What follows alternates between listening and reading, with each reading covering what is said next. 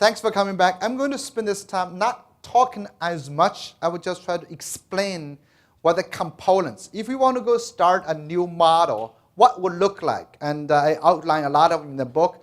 So if you want to change your school into something different, what could it look like? And many of you actually are doing this. I'm very pleased. Some of you came up to see me. And there's a lot of schools now, both public and private, have done this transformation.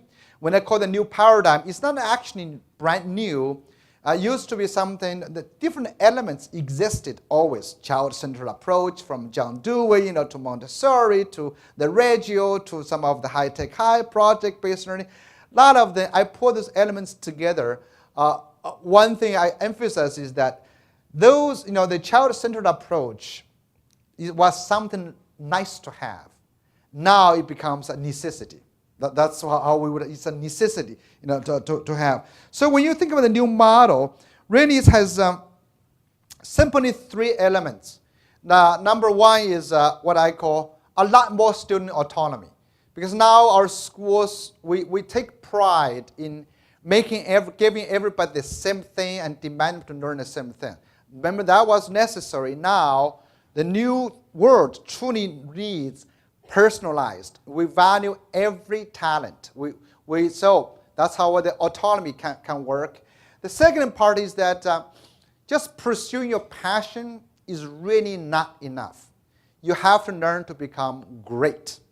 So you have a personalized learning environment, supports every individual, but how do you become great?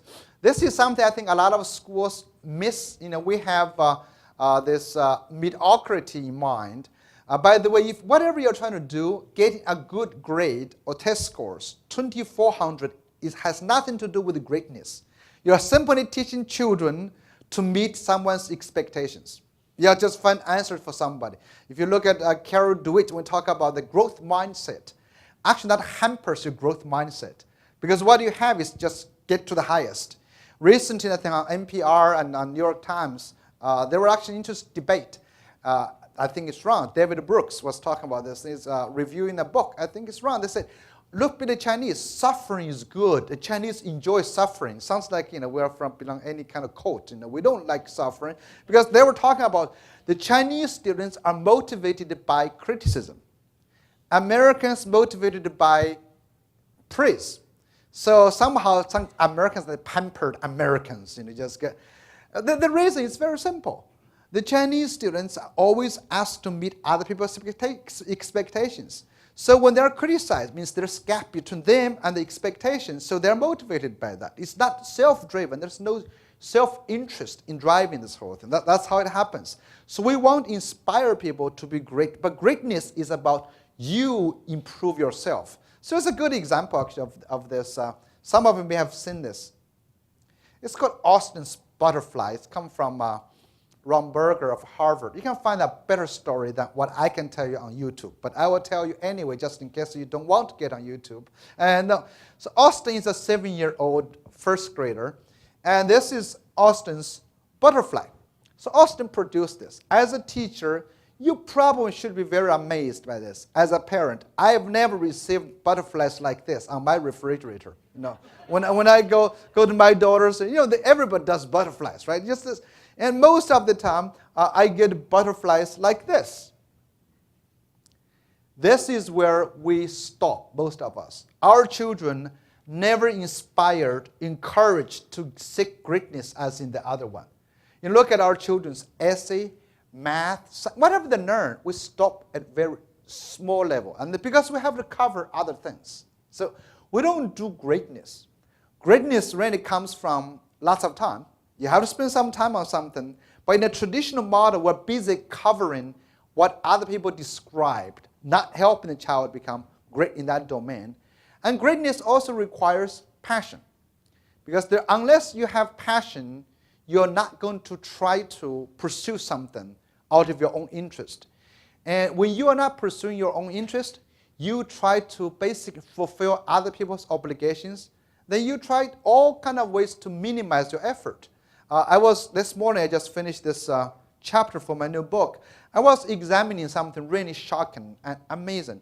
You may read a lot of stories about how China has become, number one, in patent applications and patent grants, number 1. That's amazing, just near over the last 10 years. Number 2 in research publication science. So many Americans think China has become so innovative, all those things. But I've been examining this thing. Basically, perhaps over 60% of the patents are junk. Junk patents, just very stupid things. Why? Because the system encourages people to what this chapter is called fooling the emperor. Just basically, the emperor desires something, well, then we just make something to meet the emperor's needs, make you feel happy, but nothing happens. So that's why you look at the rampant cheating, the rampant plagiarism. That's basically says that you want this, I can't produce, I'm just going to lie to you. And actually, the emperor enjoys lying. In America, by the way, we have the same thing. The Chinese are not more predisposed to lying than anybody else, but the system encourages that. We're in Atlanta. Remember Atlanta cheating scandal, our testing, all those things? Chicago. Every great miracle in education turnaround in this country, behind there is a lie. It's some cheating going on. Chicago, Los Angeles. It doesn't happen. Houston, it doesn't happen that often. Basically, there's some sacrifice. But anyway, the reason I want to say is that it has to be driven by intrinsic motivation, passion. And the third factor of greatness comes from good feedback. This is from actually the book called The Talent Code. How do we do feedback? Because you through multiple drafts. This is Austin's second draft. And Austin, you cannot say, I expect you to draw this thing. His friends basically asked Austin about, do you think the butterfly looks like that? Small and round? He said, oh no. He changed it. He modified. This is his own creation. He's not been taught. He's creating. Remember this? And this is his third draft. And so fourth and fifth draft, the whole process. It's not about perfection. It's about learning you can grow. No one is born to be great. People are born to be slightly better than others. That's how we develop those talents. But no one is born to be great. When I start talking about my daughter's driving, she thinks she's the best driver first time. She makes a turn. She gets unhappy. I said, you don't turn like that, And I said, trust me, you have to learn. First of all, you are not a great driver. You cannot be born. It takes effort and time, and this is how we vary, how we change those things. This is the big thing about growth mindset most of us don't have. Children always think they are born great. They never attempt big things because they want to protect their reputation of being the smartest kid. Remember, that's why they pick lower time. We want to change that thing. This is the process. That's why I want to involve children in changing they can learn to be better after they personalize their passion. So I have this 3-triad model. This is the first one, you follow the passion. Second one, you demand them to be great. To learn, but greatness comes from effort. So I call it product-oriented learning. Product-oriented learning is different from project-based.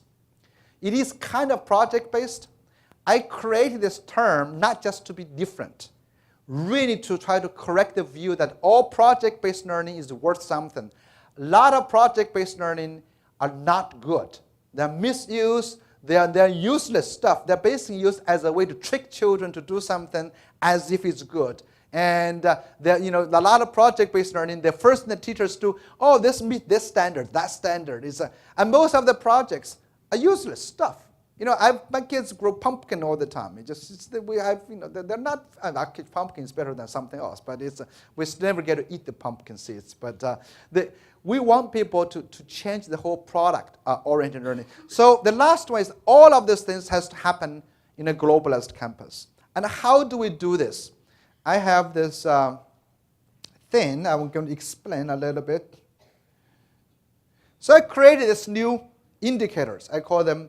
What are the new, if you are looking for a school, how do you do this thing? Okay, what are the elements you can think about? We have, of course, the strong version, which is the idealized version from the beginning version. So you can ask these questions. I'm trying to, maybe Steve, we can adopt this in your associate. People say, how can we assess this? Think about student autonomy. Is your school a community of learners? Or is your school a factory? Are you fulfilling the expectations of some outside agency, or are you working with the children? So that's the first question we ask. When children have ownership, they contribute to the community. Your school is not a school of urgency. You know, I know some schools. Some schools are so together.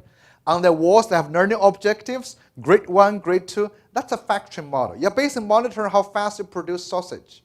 A school should be a learning community to say, do students participate? As you know, if students participate, they're much more likely to own their learning rather than treat it as something imposed upon them. And this is a good example. Like I know that right now, by the way, at every turn of the century, democracy is in danger. Right now in the zeitgeist in the US today, we are admiring authoritarian government and authoritarian teaching approaches. That's why we see this, the arrival of No Child Left Behind, Race to the Top, all of those things. And Thomas Friedman has been admiring China, says, can we be China just for a day? Because our Congress can work together. We are admiring efficiency. But efficiency is not important. So in that democracy, the thing is about democracy is that we participate. So when we don't like our congressional people, you know, by the way, actually sometimes they have a lower ranking than Honey Boo Boo, you know, just, but we should blame ourselves. I'm serious, I'm serious. If you look at the Gallup poll, you know, they're the worst ranked public institutions. But we should blame ourselves. So we don't like them, but we don't go kick them out. You know in most authoritarian countries, because people do not participate, they spend a lot of money controlling their people. Then that's why in China they have censorship, they control the walls. China spends more money making sure people obey the rules than on national defense. That's why in the same school. In a school, if students don't participate, you keep watching them. You spend efforts watching them if they don't do something or not. If you involve them, they contribute to the learning community. So the first big question I want to ask you is that, are your students involved in creating this great environment and governance? Do you involve them at all in trying to, the cognitive environment, the physical environment, and social environment? Do they participate in making rules? Do they have any say about the technology you purchase, the books you acquire, the faculty you hire? Do you do any of those things? Because again, involving them is very powerful. And also, as you know, if you involve in them, they take a lot more pride. They understand a lot more, and they practice public speaking, and they practice communicating with others. The other thing is that, how about your curriculum? I'll be happy to email all of this to you if you want email me. I'll let you know. You can't take notes. There's a lot more. I'm not explaining all of this. Okay, I'm just basically, this is a PDF file that's from the book, which I cannot put on on my website because otherwise my publisher will be unhappy. But anyway, so I'll send to Steve, if you want this, okay, or Laurie, yeah. And the second one is thinking about curriculum. Do you have a broad curriculum and a flexible curriculum? Broad means if you want people to discover their interest. When I say personalization, doesn't mean you constrain them to only do one thing. Do you have enough opportunity for children to even find out what they are good at and what they're not good at? If they don't know what they're not good at least know what they are bad at. Like I learned, I would be a horrible farmer. I left, it was great. All my life, I've been trying to run away from my weaknesses. I never sing, I never dance. I was horrible at math. It's possible for Chinese to be bad at math. It's okay just to show you that. And that's why I majored in English. I was not good at English. I didn't know even I could be good at English. I studied English, the real reason is that I was just bad at math. So I know some, America is the kingdom for guys poor at math. I just go there. That's not the real reason, but there's other reason. But it's true. So you try to invent. And also in this process, only through a broad curriculum, you will discover new opportunities. Because diversity is probably the source of a lot of new ideas coming along. So this is but the flexibility part is very important too. Do you allow, in any school, you can't offer everything that every child desires. But do you allow children to bring resources in? For example, if they find a course online, does that count? If they can find a community person who can teach them like Latin, does that count? And someone just comes up with fashion design, would you allow those things? Or would you allow students to substitute, since we are still in the age of trying to hold students accountable for credits? Would you allow students to substitute their experience? Like for a kid just said, I'm going to go to Athens, or I'm going to go to Italy for a month with my parents. I'm going to have an art tour. Would you try to say, okay, yes, go, please, go there and come back? I will say that's great experience. I will give you credit for art history or for something like those things. A lot of schools don't. Just like my daughter was trying to get away from a class, and they get very upset. We're in Barcelona. I said, no, I don't care. Forget about it. You can just mark you not meeting their standards, but don't worry about someone else's standard. We got our own standards. So that's just something very important about flexibility. Then to do personalization, you have to have this personalized support and consulting. I think there's something actually Heather can tell that China actually does pretty well, but they used controlling that student-adult relationship. In China, they have this banduren. They always assign one teacher is coaching a lot of kids. America, I think we, at least in public schools, we're missing that. Independent schools, you do pretty good. Every student has a personalized connection with adult. The debate about class size is really a nonsense. You don't have a debate. It's about, do students have a really personal connection with adult and a stable social group? That's very important in the whole process. Again, I'm not going through all of this. Now, I want to talk about product-oriented learning, the how. Once we define the what, how do we deliver the how? The biggest problem I have with project-based learning, and the reason I changed to product-oriented learning has to do with its outcome. Project-based learning could still try to serve the master of standards and criteria and content. The product is a byproduct. When kids make something, the product may be of meaning or may not be of meaning. But in this new model, we want the children to engage to become entrepreneurial and creative. We want them to practice from very early on that they began to make products that matter, create works that matter. You can use products, you can use services, or you can use works.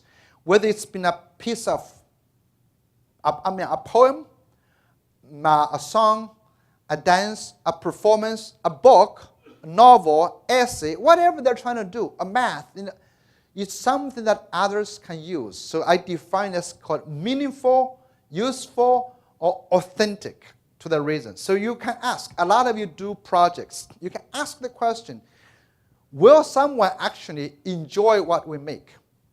But I love your last session's title, because I won't be here listening to this last session about the word you can serve. It is good entrepreneurs are those who can use their talents and resources to serve other people. And in the meantime, they will help them stay out of the basement. That's really what entrepreneurship is about, is to offer something somebody else needs, to solve other people's problems. And then in that way, you solve your own problem. So that's called, so you have to find something useful. Our children, by the way, especially in independent schools, a lot of good independent schools, because you are not good, and you're all good, okay, because you all belong to SAIS, I guess, It's a lot of the schools, a lot of our children are happy ovarian accidents. Okay? They got in your school, the parents have made it. That's what they're born there, they're very happy. But the trouble with those kids is that our upper middle class families typically have tried to become much less risk-taking. Do you notice that? Upper middle class, but this is very strange. This is actually what's hurting America today, is that a lot of us are trying to, we call, minimize maximal regret. Right? We try to do that. We try to say, okay, we have a pathway to do it. Therefore, a lot of our children's life has no purpose. Do you notice that? Their purpose is so far, much later. So you got to go to college. A 5-year-old can care less about college, right? So there's no real purpose. Most of our children, they got in trouble. They get into 15, 13. They got in trouble because they're searching a real purpose.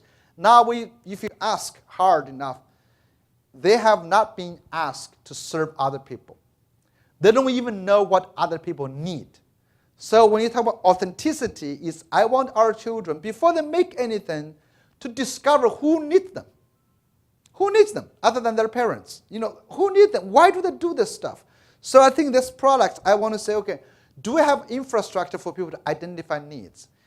Speaking of globalization, a lot of your schools down here, your children may be doing project. I know your children always do this science project, writing essay, write a book. Who cares? They end up in shoe boxes in my basement. But what if you get your kids to say, maybe a Chinese school want to read my novel and I want to help learn English that way?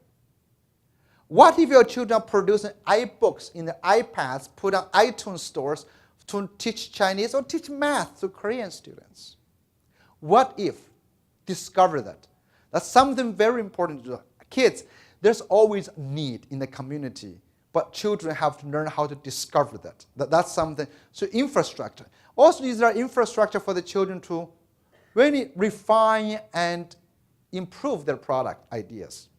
I'll give you an example. This is not children anymore. Like I said, told you, the class I'm teaching right now, a doctoral course of teachers, principals. The first, I want to practice what I preach. So I said, forget about your grades. You got it.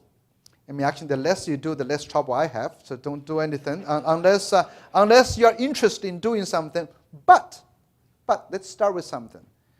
Is there an education problem, or is something in education you're unhappy about?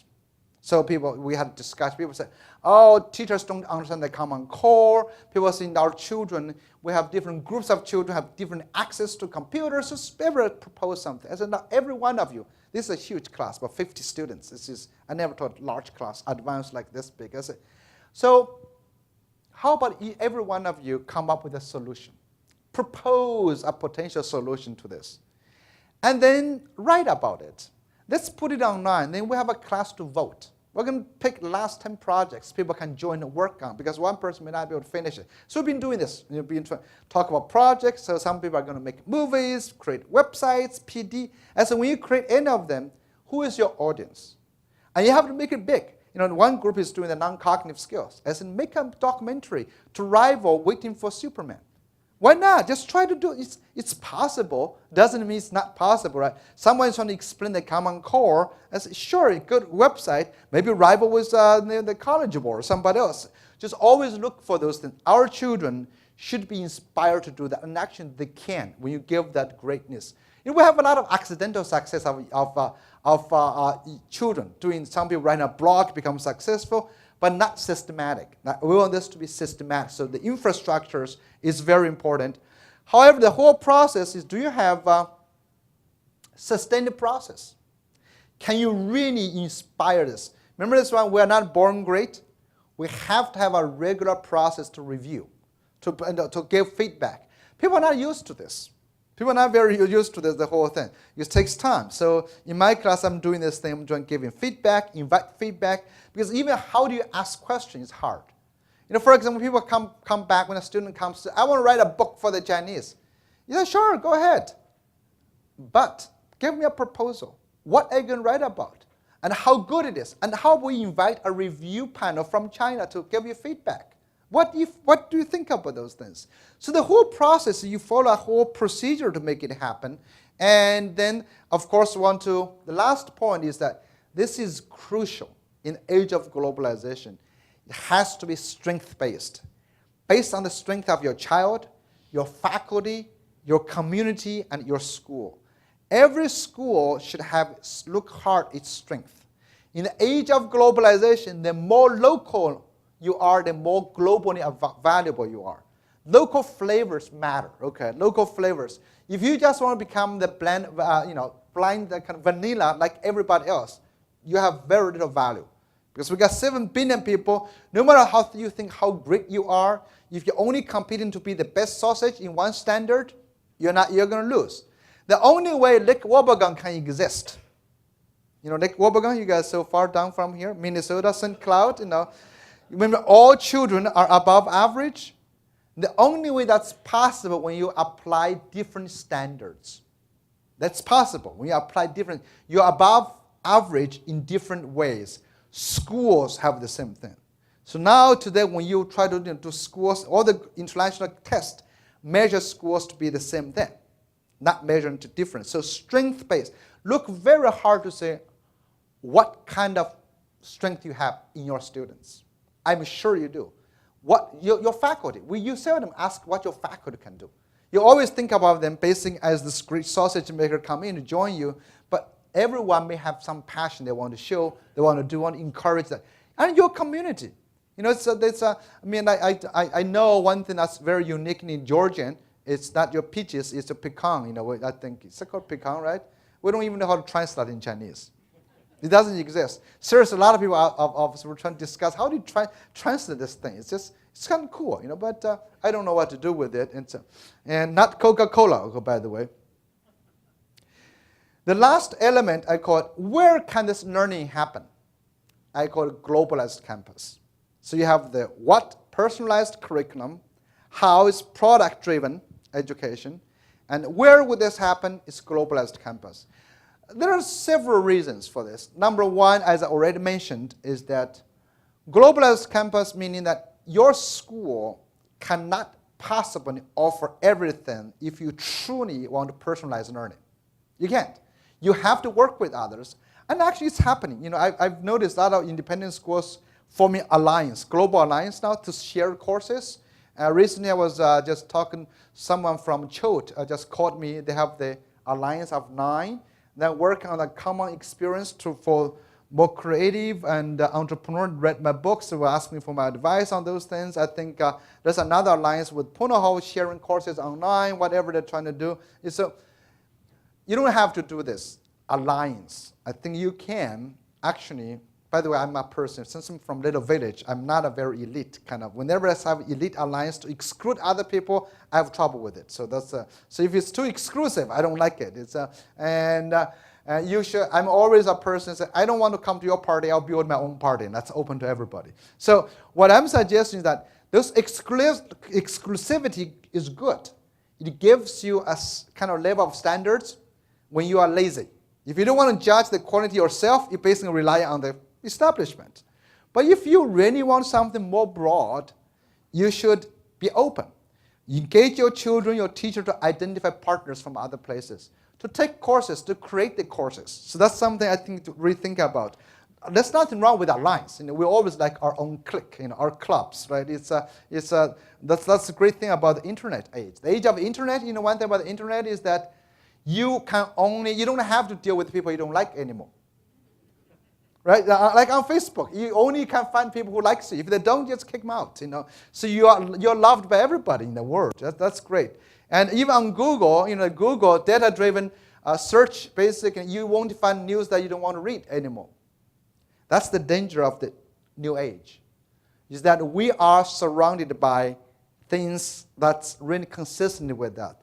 Our children has to overcome that. So global connection also means that we need to send them to uncomfortable places, but driven by their passion. Remember, their passion is to explore in one area, but always present counter cases. That's what globalization is about. The second reason I want to do globalization is treat others as potential customers.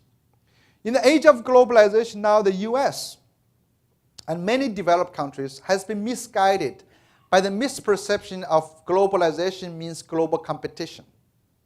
That's why I always have to out-educate, Obama's term, out-innovate and out-compete others. We try to not to be clever to rethink what we can do. We try to beat others in the other way, forgetting that others actually trying to become like America. There's someone, the Australians were making fun of Americans. They said, "You guys, your Republicans hate foreign people but love foreign goods. Your Democrats, hate foreign goods but love foreign people." That's kind of interesting way to think about it. I don't know if you got it, but that was kind of interesting to think about it. One is anti-immigration, one is against immigration, one is interested in foreign trade, one is not interested in foreign trade. That's how it goes, like the whole thing. Well, basically shows that we're treating globalization as a zero-sum game. Other countries' rise is our loss. That's all we will always. That's why we want to control other people's rise. Actually, if you look at a different way, any of the statistics I wrote in the book, outsourcing can make us more productive only when it's vertically aligned. That is, we give the lower level jobs to others, we occupy a higher end, we create more things. So it's the same thing as outsource to others. But if you want to compete, yeah, I want to make the same thing. I want to make shoes as the Chinese do. But unless your shoes are much better, much more creative, you can't compete because they cost much less. So we have to teach our children to think about others as potential customers. So this new globalization is creating new middle classes in India, in China, Malaysia, Indonesia, Africa. What do they want to consume? How can we meet their needs? To do so, you have to understand other culture, other people. And how do we change that? I can tell you that the failure of Michigan, lived in Michigan for 15 years. Michigan tries to, we're not outsourcing our jobs. So all politicians they elect try to keep the Michigan jobs. But those jobs, what? We're competing with Asia for muscles. Michigan wants to export its muscles, not brains. Remember that they want to say, okay, I want to put on the assembly line. And they did that successfully for about 50 years. Remember that's good. But I think they failed to recognize one thing. They were not the only automakers. China went to Germany. China went to South Korea. Now they have to get in there. Now they're in over there. And also I forgot, I was telling the joke with them. I said, Michigan's biggest problem is that they did not learn the Stone Age did not end because they ran out of stones. And the auto age will end before you run out of autos. Those things. So they did not learn quickness. If they were actually engaged in the 1980s, they will be dominating the Asian market for a long time. Chinese market. It's now they are getting there, and they should be exporting the know-how and the technology, not the muscles they have. Not the physical labor. So the third reason we want to do this global competence is this global partnership. Our children, we cannot simply dominate. How do we learn to co-write, co-author? It's basically how do we learn to identify global supply chains. If you come up with a good idea, who is going to make that for you? If you can't find it here. So that's our children have learned. We're global partners. True global partners, we don't do the same thing. We differentiate our functions. That's what true collaboration is in our schools. In our schools, we punish true collaboration. Do you know why? Because true collaboration is cheating in our schools. For example, if you have a child who is good at painting and drawing, another one is at writing, you want to make them a great book. So one does the drawing, one does the writing, you think that's cheating because you think one person should do both.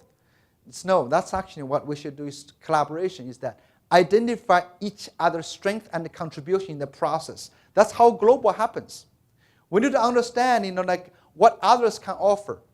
Right now, China and India, these rising countries, they aspire to compete in a domain of creativity and innovation and entertainment. It's going to take them a long time because of the culture, because of the resources. I can tell you this, I could have become a Justin Bieber. I have the potential, but never realized why. I grew up in a village. There was no way to access music. So we need to understand what constrains others, what we have.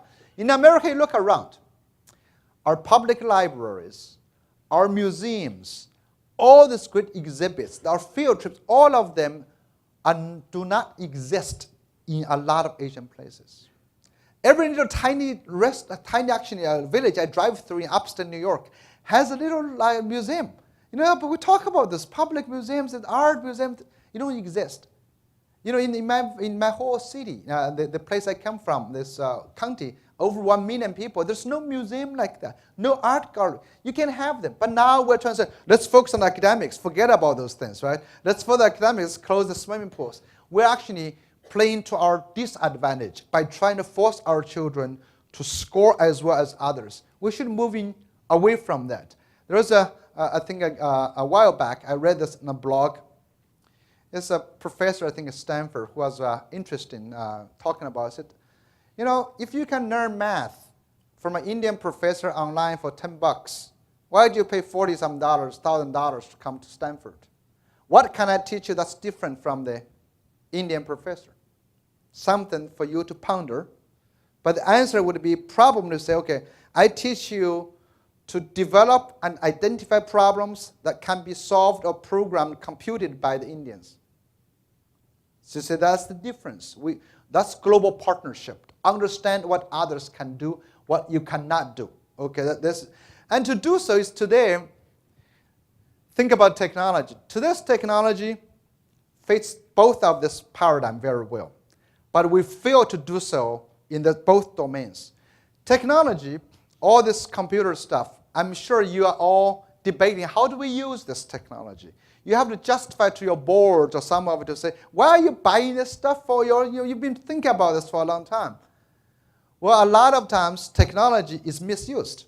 I'm actually writing a different book called Never Send a Man to Do a Machine's Job.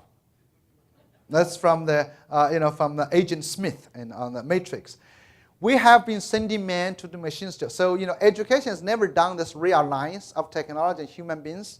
We buy them. We have teachers use them. We've never done this stuff, We'll continue to make technology a tool for students to consume information. But technology is best for creating and breaking down physical distances. So this is the idea. Using technology to children to create products, market them to other places, go beyond your local community. I know some of you are engaged in project-based learning. Your city council, can only use one city planning, all the time. And most people get tired of those big sales all the time. You can't do that. I get kids coming to my house selling Girl Scout cookies all the time. I can only consume so much. Just go global. Whatever is not valuable locally becomes valuable globally. Like I was giving an example. If you speak English here, it's not worth much. Speak English in Shanghai, it's worth something. Okay, so always look hard at those things. So technology brings resource to you. We need to truly break down our walls. Learning does not happen within the confinement of a campus. Global alliance and global market is necessary to do all of this. And I have created something actually to enable this to happen. It's something called oppa. Let me see, where can I find it? Okay, I have so many different cool things you can imagine, but okay, here we go. So it's OBA. It's nothing to do with Obama. Okay, it's OBA. It's called. It's the three letters in the middle of the word global. Okay, so we call the heart of global. Plus, it's a word that you cannot mispronounce even with a southern accent. It was still called OBA. Anyway, so what it is, you can go to this website, obaworld.net. It's basically a global learning, sharing, entrepreneurial marketing platform for schools, students, and teachers. So what it is, it allows you, any school, to create courses and market or share or offer to free to other schools. You can be operating this course. You can open to students in other schools. So suppose you're offering an AP or Mandarin course, but you don't have enough students in your school. You can sell those seats to kids in other schools because they can be learning together. And for the same function, you can have your students take courses from another school, maybe located in Japan, that's offering Japanese art. You can do this. So it's course level. But most important, this one is it enables children to create products that can be part of their homework. Suppose you're teaching 8th grade English. Suppose you could have your students be acting out, creating a whole TV series based on, I don't know, Macbeth or something else, whatever you can do. And then so they can fulfill your homework requirement for this course. But the TV series, the students can operate and offer as a teaching series or language institute to other countries. They can sell to other kids in this place. They learn how to market themselves. Or they could be, your students could be creating your own Khan Academy, your own like Sao Khan. Your student could be a collection of your own math or physics video courses on your own. And then in the end, the students can export their best, create it as a portfolio to submit for college admissions, or for you to showcase, to your parents, generate it out of the whole system. So this is actually something we've been creating. The idea is very much like, one way like a learning management system. You've learned about Moodle or your Blackboard, but big thing is open. It allows you to control your thing, but it's in the cloud. We offer it in Amazon cloud. So every school from other places can participate. It also differences that allow students to author, to control their courses. The roles can be easily shifted. So in one course, there may be a student. In another one, there may be an instructor. And the website now we offer, this one is that because it's a closed, FERPA compliant, so we charge $1 per student per year, which I hope you can afford. But if you can't afford, we actually have a free website called Obaverse, obaverse.net, which is completely free. I teach my course in that one. If you register, you can find my course. You can just check out what I'm doing in each course, unless I'm closed. In there, if you want to try it, but we cannot verify the identity of kids. So if you be careful if you put your kids up there, but it's adults. So that's something I've been trying to create, to play with. And then the bottom one I was talking to Steve is a graduate program I'm trying to create. If you know anyone who's interested in this kind of ideas or looking for a master's degree, advise them to get on this. I'm trying to create a new cohort of people who can lead this big change in many ways. So let me end there, trying to summarize and leave some time for questions and comments on this. So very simple 3 things.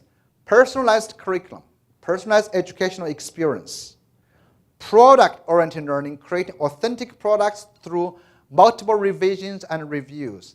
And all this happening in a globalized campus. Treat everyone, it's possible, everyone can be globalized, live in a global world. So thank you.